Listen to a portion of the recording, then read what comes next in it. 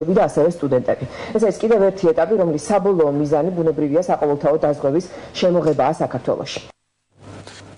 მოსახლეობისათვის უწყვეტი წყალმომარაგების უზრუნველყოფის მიზნით ქალაქის მასშტაბით, მათ შორის თბილისის შემოერთებულ ტერიტორიებზე წყლის სისტემების რეაბილიტაცია მიმდინარეობს. თბილისის მერიის ინიციატივით დიდგორის რაიონში შინდისსა და დაბახმელაში წყალსაკანალიზაციო ქსელის მონტაჟი ივლისში დაიწყო. სამუშაოები ზაფხულის ბოლოს დასრულდება და 350 ოჯახს წლების განმავლობაში წყლის მიწოდებასთან დაკავშირებული პრობლემა მოეხსნება. დიდგორის რაიონში მიმდინარე სამუშაოები დღეს თბილისის მერმა გიგი უგულავამ დაათვალიერა, ადგილობრივ მოსახლეობას შეხვდა და მათ ქალაქში მიმდინარე პროექტებზე გაესაუბრა.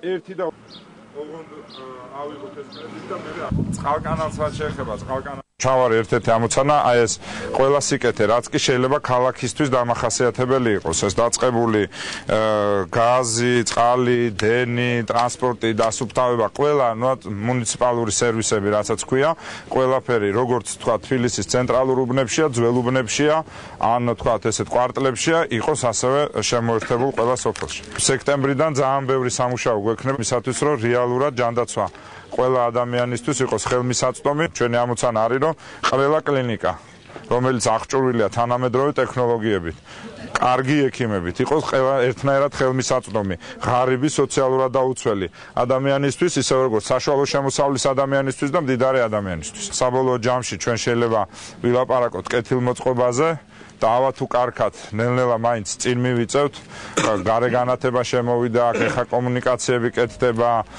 დასუფთავება, ეზოები, რაღაცები, ყველაფერი კეთდება, მაგრამ მთავარი არის რომ ეს სიკეთე და სარგებელი ადამიანმა იგრძნოს შიგნით.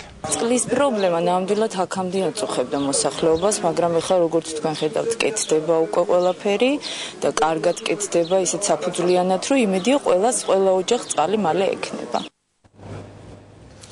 თბილისის მიკროავტობუსებში გათიშული კონდიციონერების თემაზე აგორებული სკანდალი მძღოლების